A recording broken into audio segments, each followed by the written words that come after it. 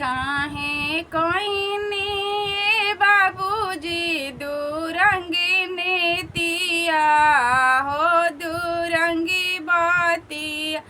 जही कोखी बेटा जमले वही कोखी बेटिया दुरंगी नीतिया।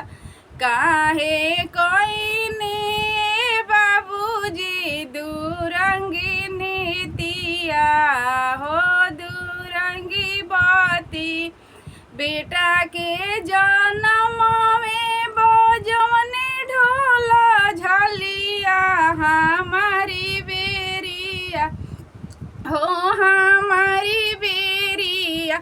काहे आंसुआ बहाइले हमारी बेरिया हो हमारी।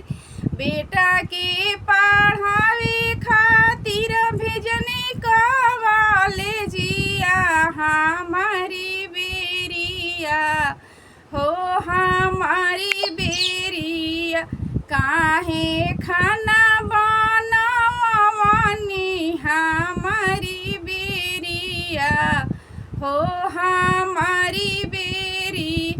बेटा के बियाहे खातिर सिरवा ऊपर कोइनी पगरिया ऊपर कोइनी हमारी बेरिया हो हमारी बेरिया।